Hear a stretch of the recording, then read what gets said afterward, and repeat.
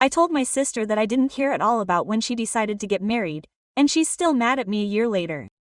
I got married last year when I was 35, and my older sister, Ki, practically lost her mind because of some words I said before my wedding. It turns out that Kiila got married very young, at 23, and got divorced at 30. The divorce left a deep impression on her, and she kept telling everyone that she would never walk down the aisle again.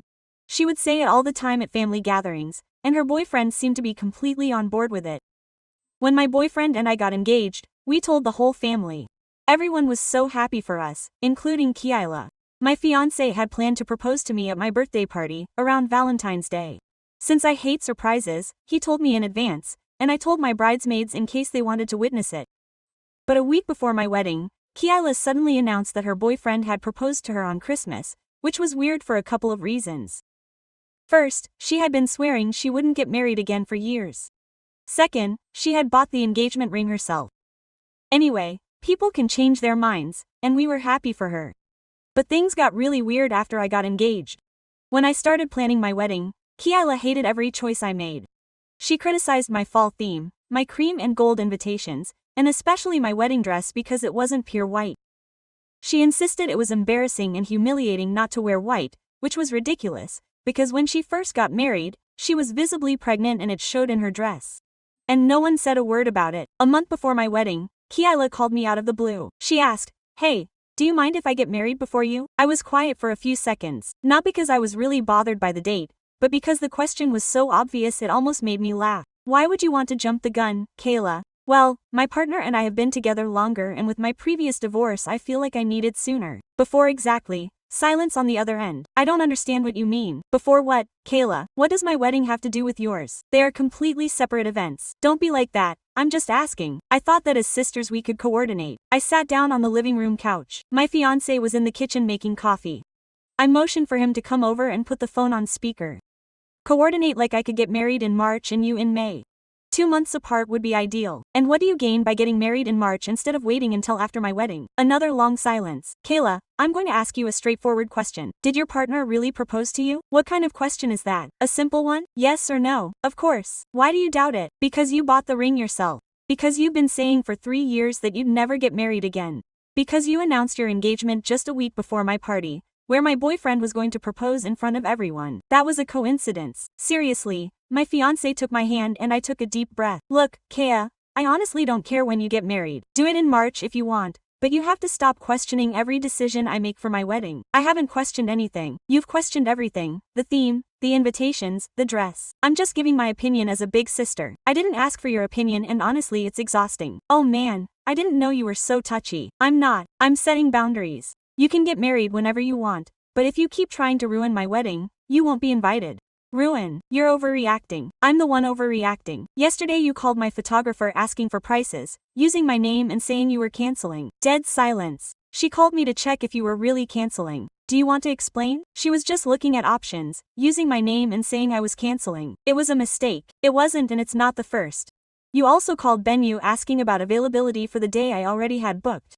You're paranoid. I'm recording everything and reporting it every time. So I'm giving you a clear choice. Do you stop interfering completely or do I exclude you from everything? Ceremony, reception, family photos, absolutely everything. You can't do that. I can and I will. My fiancé nodded silently in support. Mom won't allow it. Mom doesn't decide. This is my wedding, my money, my rules. Kea was breathing heavily. I can't believe you're so selfish. I can't believe you're so jealous. The word hung in the air. Kea let out a moan. Jealous, yes, jealous. Because you can't stand to see me happy. Because you can't stand that my wedding is bigger than yours. Because you can't stand that my partner truly loves me, while yours hasn't even proposed to you for real. Wait, Kayla, but I had already hung up. My fiancé hugged me. Are you okay? Yes, but this is going to blow up. I know, but you did the right thing. 3 hours later, Mom called. What did you tell your sister? She's devastated. I told her the truth. To stop sabotaging my wedding. Sabotaging? Don't be dramatic. She's just excited. Mom called my vendors pretending to be me. That was a misunderstanding. It wasn't, and if you keep defending her, you won't come either. You can't uninvite your mother. I can and I will if I have to. Mom was silent for a long time. I don't know what came over you. You used to be so sweet. I used to be too accommodating. Now I have a temper. If you don't like it, that's your problem. I hung up without letting her answer. My fiancé made tea while I took it all in. Do you think I overdid it? No.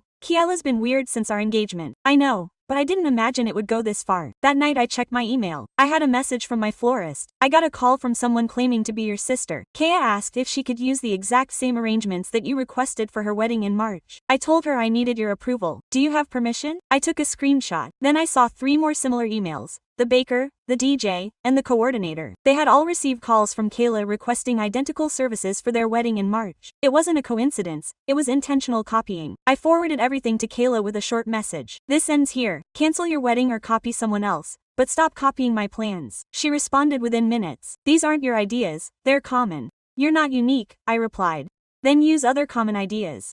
You're officially uninvited. I blocked her number instantly. My fiancé read the messages over my shoulder.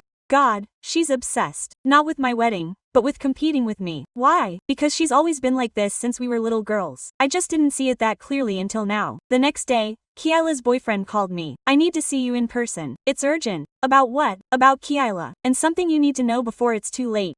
We met at a coffee shop. He looked exhausted, eyes red, beard unkempt. Thanks for coming. What's wrong? Kayla is driving me crazy and I need someone to know the truth. What truth? I never proposed to her. My stomach dropped. I suspected as much, but hearing it was different. So why? She pressured me, manipulated me. She said if we weren't engaged before your party, she'd leave me. She claimed she needed it to feel validated after the divorce. That's not your job. I know. But I loved her or thought I loved her. I'm not sure anymore. Why are you telling me? Because she's planning something big and I think she wants to ruin your wedding. He leaned closer, his voice low. I found messages on her phone with a friend. They're planning to book the same place as you, on the same day, an hour early, to confuse your guests. Does she want them to show up to her wedding by mistake? To steal your day? I was speechless. Why are you telling me? Because this is sick and I don't want to be a part of it. I told him it was too much. He replied that if I don't support her, she'll leave me. What are you going to do? I'll leave her first, but I wanted to warn you. He showed me his phone. I saw the messages. It was worse than I thought. Screenshots of my plans, a list of vendors. A detailed plan to sabotage every detail. I took pictures and printed them out. They're in this envelope. He handed me an envelope with over 20 pages of evidence. Thank you. I'm so sorry. I should have gotten it sooner. It's not your fault, but I recommend you get out of there as soon as possible. I've already packed my bags. I'm leaving tonight. We said goodbye. I drove home in shock. When I got home, my fiancé was working from home. We have a serious problem. I showed him everything. The messages, the plans, the betrayal. It's a systematic thing. We need to react immediately. Now, what do you propose? First, I contact the venue. I'm warning you about any fake booking attempts using our names. Second, I'm changing all my passwords and access points. Third, I'm consulting with a lawyer regarding a possible restraining order. If necessary, I'm sending them all this evidence to your family, so they can decide if they want to continue protecting it.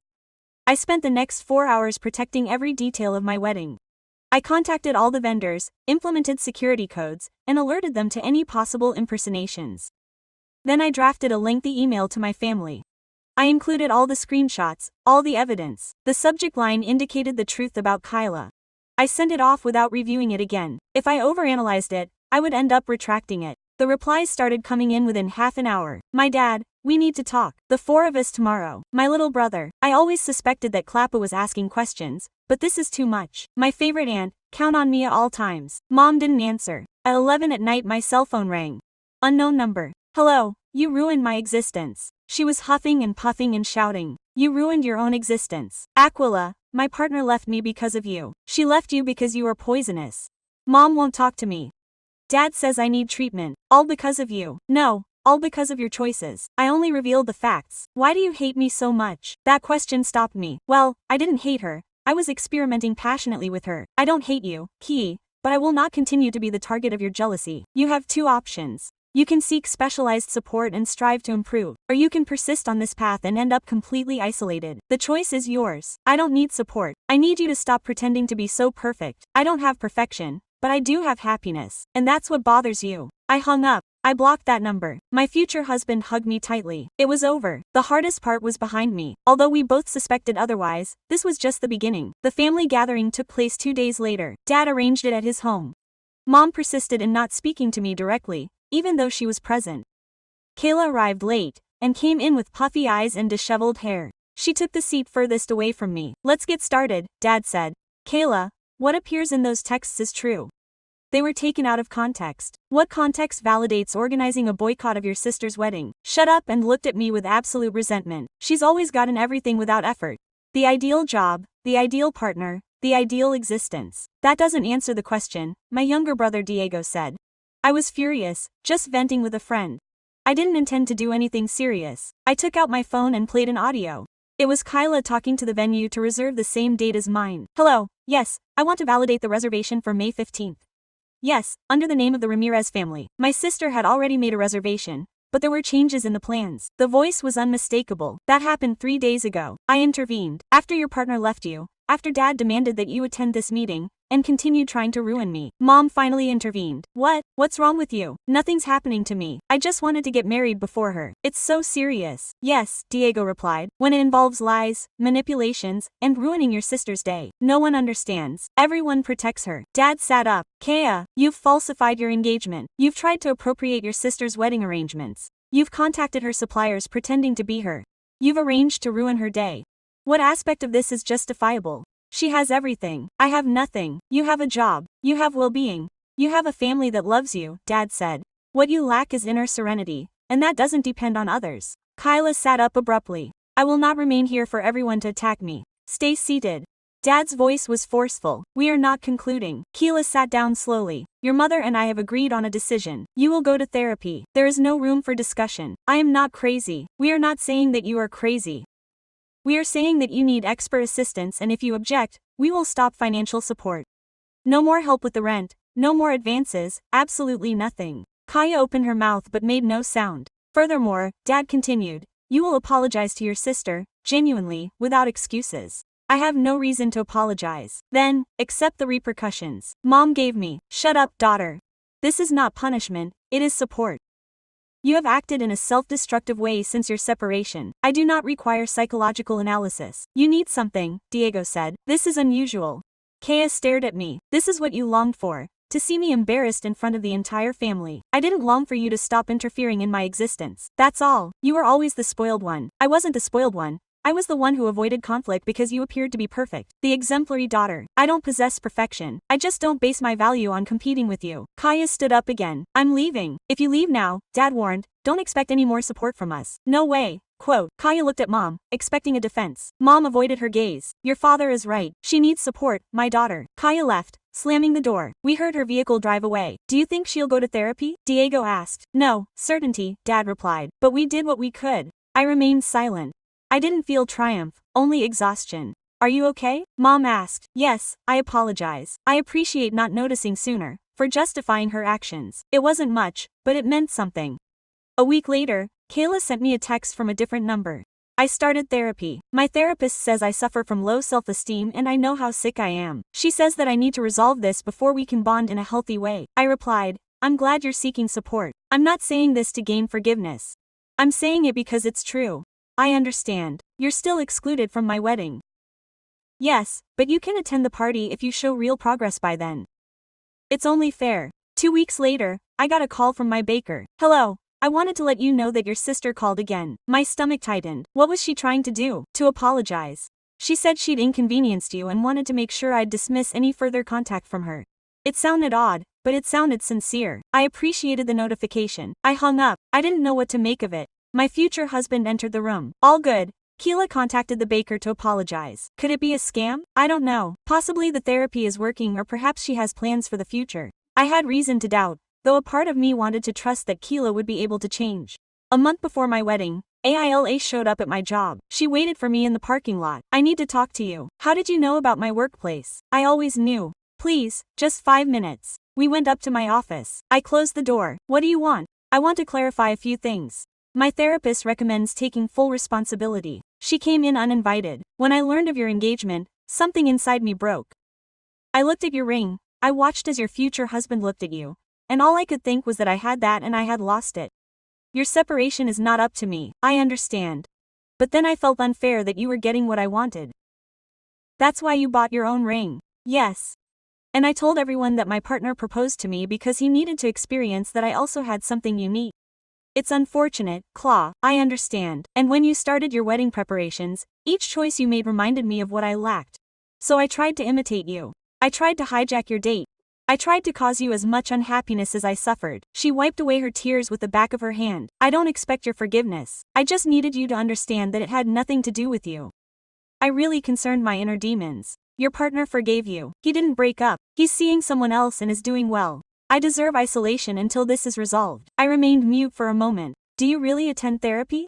Twice a week, and I take anti-anxiety medication that works gradually. Some days it gets better, others it doesn't. Today it's better. I sat up and went to the window. What do you expect from Michaela? Nothing. I just wanted to tell you the facts and tell you that I'm truly sorry.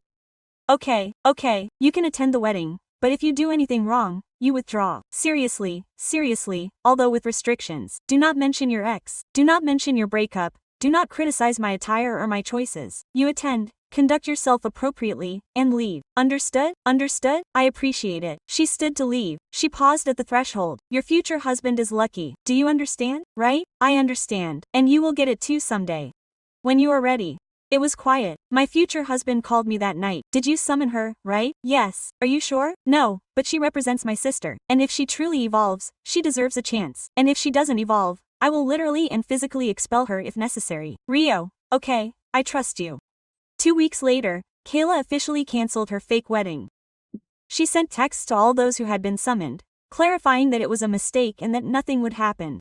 Mom called me in tears. She did the right thing. Yes, she did it. Do you think they will ever be close again? I don't know, Mom, but for now there is sincerity. That means something. Yes, it means something important. My wedding day finally arrived. I woke up at 6 a.m. without an alarm going off. My future husband had spent the night in a hotel with his groomsmen. I was at home with my bridesmaids. Are you nervous? My best friend Laura asked me. No, I was full of excitement. And Kaya will come at 3. She has precise instructions. At 10 a.m. the coordinated hustle and bustle began. Makeup, hair, the dress, everything according to the established schedule. Mom showed up at 11 a.m. with the flower arrangements. You look beautiful. Thank you, Mom. Kia is here. Not yet. She'll be here later. Mom nodded, although I could see the uneasiness in her eyes. By 2:30 a.m. everything was ready. I was wearing my cream gold dress, the one Kayla had criticized so much.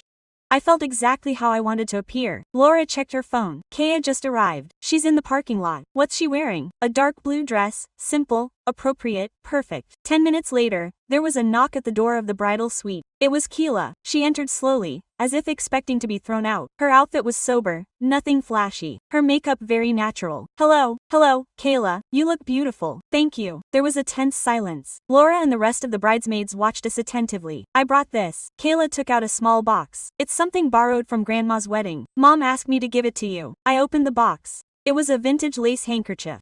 Thank you. Do you need help with anything? No, everything is fine. Okay, I'll stay outside then.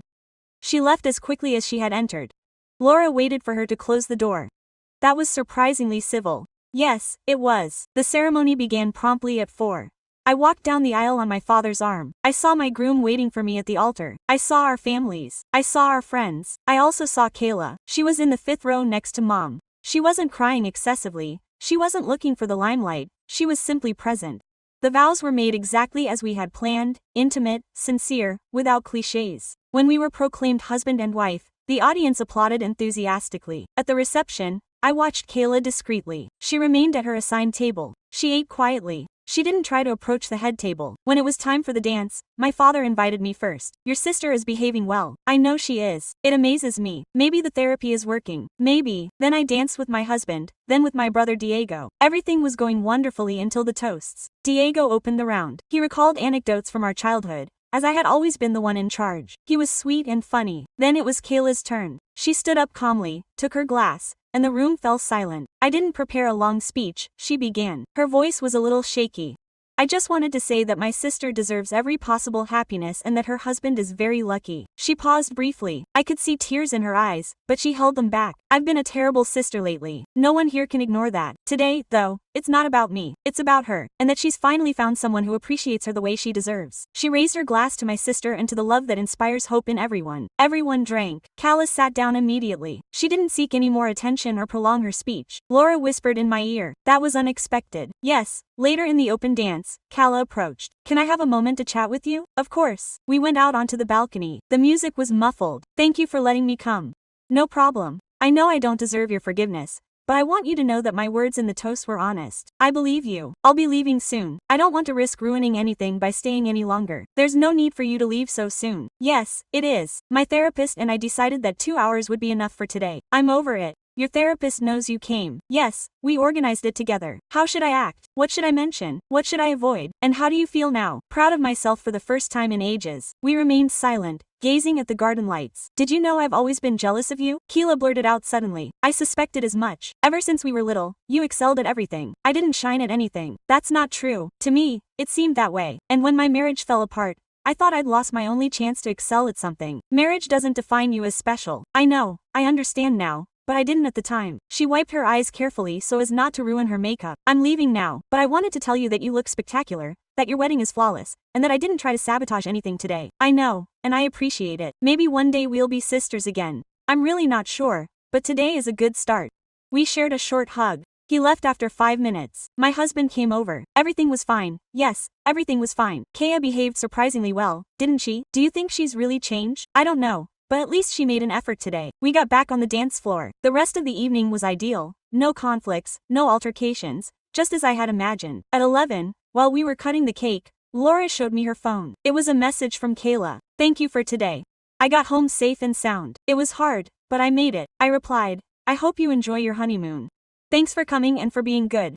It was the least I could do. I put the phone away. My husband offered me a piece of cake. Who was it? Shut up. Thanking me. And how do you feel? Relieved for the first time in months. Just relief. Good, because tonight is ours, not hers. I know. We danced until midnight. We said goodbye to the guests. We headed to the hotel for our first night as a married couple. In the car, I looked through the photos Laura had sent me, the ceremony, the vows, the dancing, and yes, it included one of Kyla alone at her table, watching us with a look that didn't convey envy. It was something more like melancholy or perhaps resignation. What are you thinking? My husband asked. That maybe Keela is really changing. Maybe time will tell. Yes, time will tell. We arrived at the hotel, went up to the suite, and for the first time in months, I didn't think about Keila, or conflicts, or anything else except the man I had just married.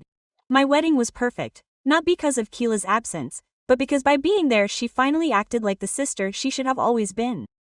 6 months after my wedding, Clayla called me crying at 2 in the morning. Hello, I'm sorry. I know it's really late. I didn't know who else to turn to. I sat up in bed. My husband woke up next to me. What happened? Mom isn't responding. Diego, I don't need to vent to someone either. Are you okay? Sure. Yes. No, I'm not sure. Claw, calm down and breathe. What happened? I lied about something serious and now everything is falling apart. You lied about what? Silence. Just his ragged breathing. Kyla, I told everyone I was expecting a baby so my ex would come back to me.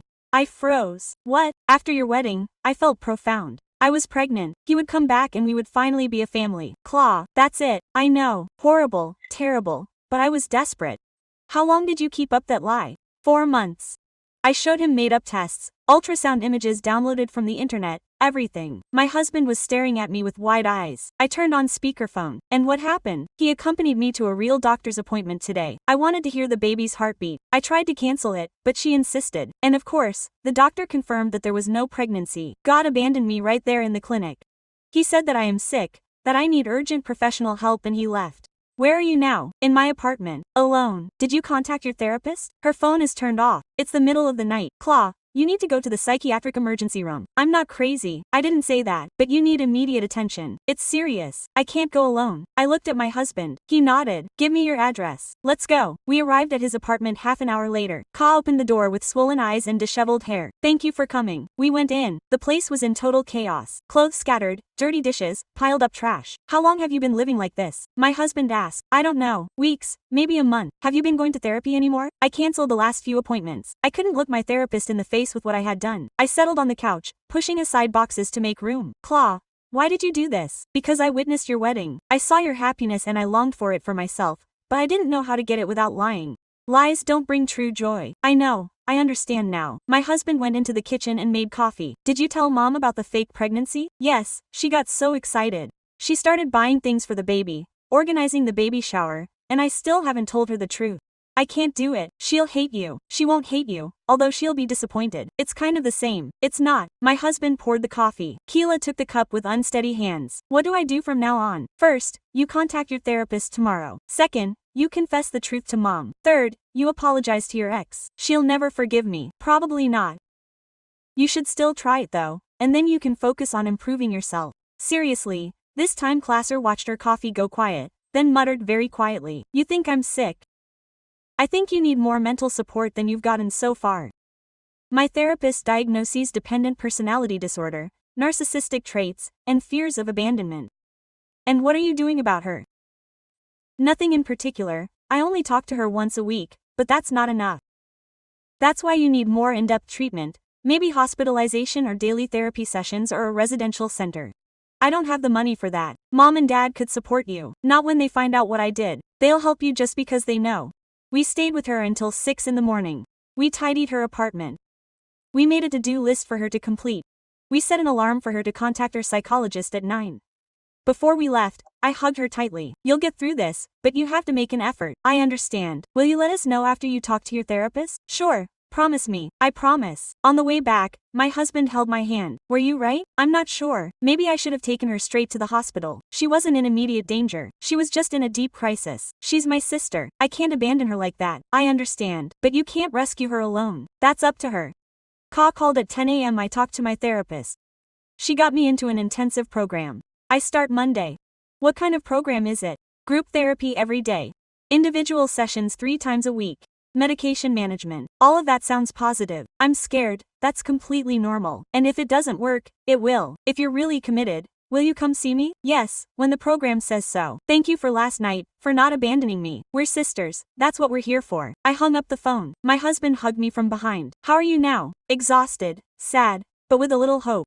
Hope for what? That maybe it will work out with Kala this time. Maybe you think I'm naive for trusting her again. I don't think you're a great sister. She hasn't been good to me. I'll admit that, but you're different. 3 days later, Mom called me. Call me. She revealed everything. The fake pregnancy, absolutely everything. How do you feel? Furious, disappointed, but relieved at the same time. Relieved, because she's finally getting real help. The program starts tomorrow. I know, she told me. Thank you for supporting her. I know it's been hard. No, it hasn't been easy. You're a much better sister than she deserves. We all deserve new chances, Mom. Some of us have had too many, I know, but now it's different. She's really hit rock bottom. I hope you're right. I hope so too. That same night, a message came from Kala. I'm going into the program tomorrow. Thanks for sticking with me. Although maybe you should, I replied. Sisters never give up on each other. Good luck tomorrow. Will you come visit me? Yes, when you can. Okay? I love you. It was the first time in years that she had told me that. I love you too. And she meant it. Despite everything, she was still my sister. 2 months later, I visited Kaivo. It was a simple building on the outskirts of town. No frills, purely practical. The receptionist asked me to sign papers before letting me in. Your sister is in the visiting room. You have an hour. Thank you. Kaya was sitting near a window. She looked different, thinner, without makeup, with her hair tied in a basic ponytail. Hello. She stood up and hugged me. It was a sincere hug, not like the fake ones she used to have. Thank you for coming. How are you feeling? Better. Your mind is clearer. The treatment is demanding, but it is paying off. We sat down. Between us was a table with coffee and some cookies. What exactly do you do here? Group therapy in the mornings, individual 3 times a week, workshops on setting boundaries, self-worth, healthy relationships, and managing medications. How are you doing with the medications? I was against them at first, but now I understand that I need them. My brain doesn't produce enough serotonin. It's a chemical issue, not a personal weakness. I'm glad you see it that way. My therapist says I have a long road ahead of me, years of toxic habits that I need to break. She mentioned something about me and our relationship. Ka sipped her coffee before answering. Yes, we talked a lot about you, about my envy, about how I took all my insecurities out on you, and what you've discovered was never really about you. It was because I never felt enough, not as a child, not when I got married, not when I got divorced. I was always looking for external approval. Why was I the target? Because you were the closest, and because in my mind if I made you suffer I would feel superior. But it never worked out that way. No, of course it doesn't work that way. Ka wiped away her tears with a napkin. I also discovered something else, something that clarifies a lot. What do you remember when I was 15 and my mom took me to a psychologist for the first time? Yes, you said it was because of anxiety. It wasn't just that. I was diagnosed with borderline personality disorder, but my mom chose not to treat it because she didn't want me to be stigmatized. I kept quiet, absorbing the information. My mom knew, yes, and she chose to ignore it. She thought it would go away with age. That's why I never really got better. Exactly. 20 years went by without proper therapy. It only got worse. My mom knows now. My therapist talked to her. She came over last week. We cried a lot together. She apologized for not helping me when she should have. And how do you feel about that? Angry. But I also understand that she acted on what she knew at the time. A therapist showed up. Shut up. Group in 10 minutes. Okay, It's over. The therapist left. Shut up. She stared at me. There's something else I have to confess to you. Something I've kept to myself for a long time. What's your ex-boyfriend from college? Do you remember him cheating on you? Yes. Do you know why? I was the one who introduced him to that girl on purpose. Because seeing you so happy with him infuriated me. I felt a blow to my stomach. What? I'm so sorry. She was a colleague of mine. I mentioned to her that your boyfriend was attractive and free. I gave her his contact information. I met you at a party. Shut up. That was 10 years ago. I know. But you need to know the truth. You need to understand the extent of my toxicity. I got up and went to the window. I took a few deep breaths. There's more. Is there anything else you ruined in my life? Your first job after graduation. That company you wanted to join so badly. I called pretending to be a reference for you and gave negative reviews. That's why they never contacted you. Yes, I'm deeply sorry. I turned to her.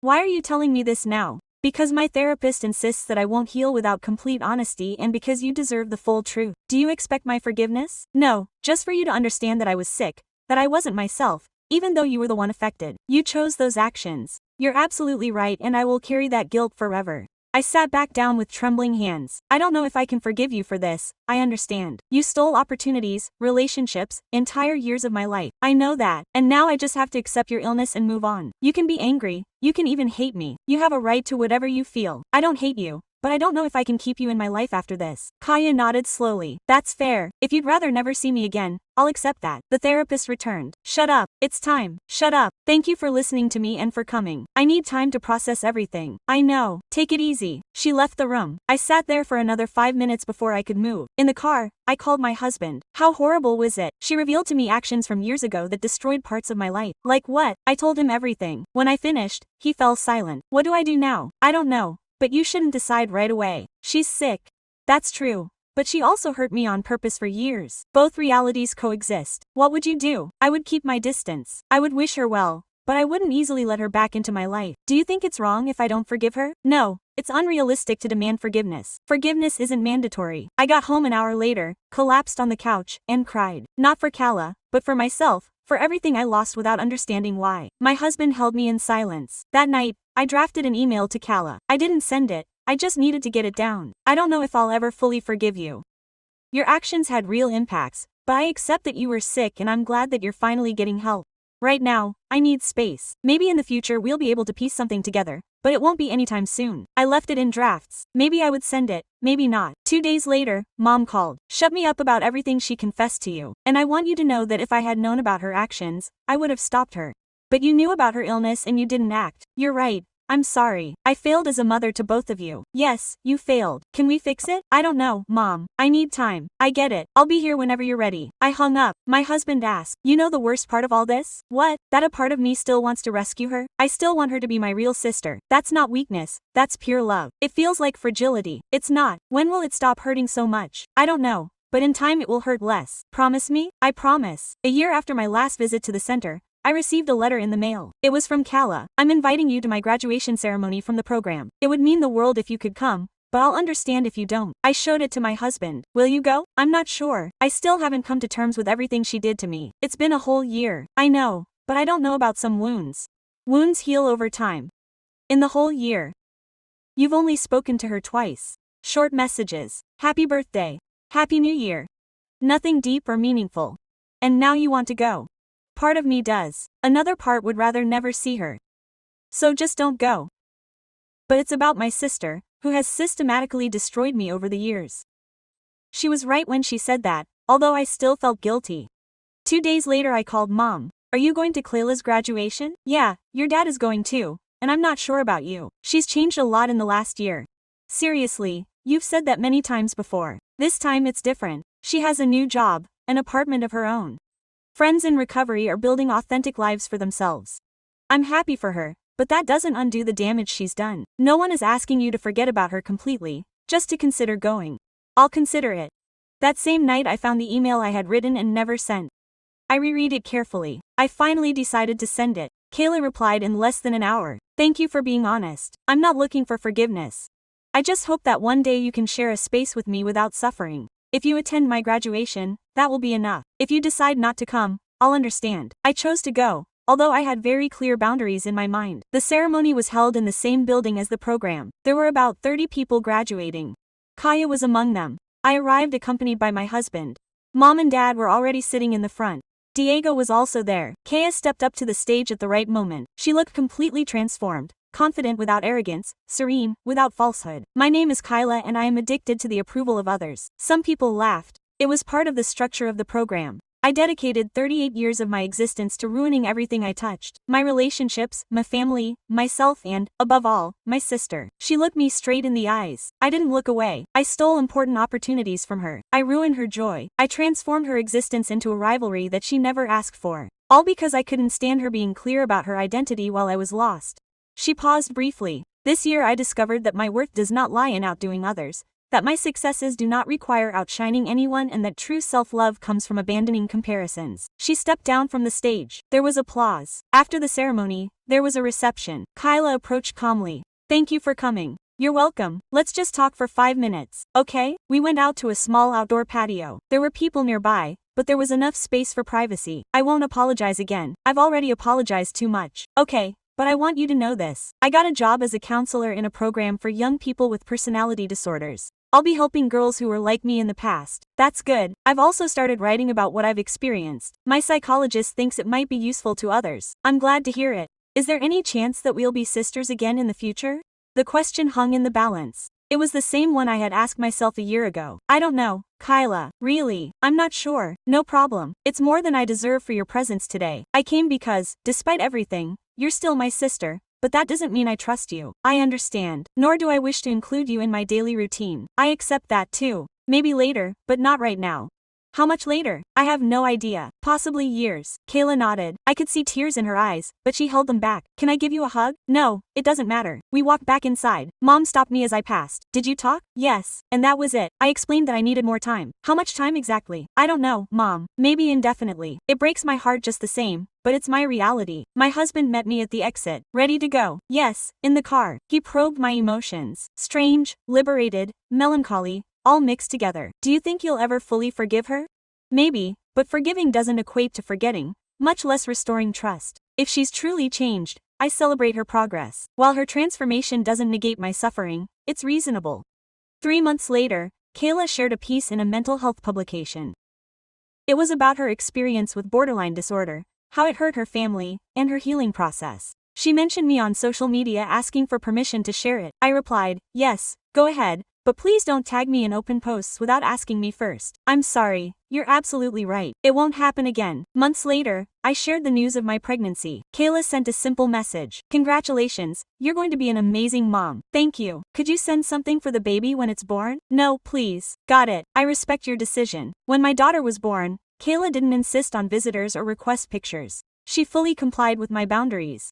A year after giving birth, Kayla got seriously engaged to someone she met in a support group.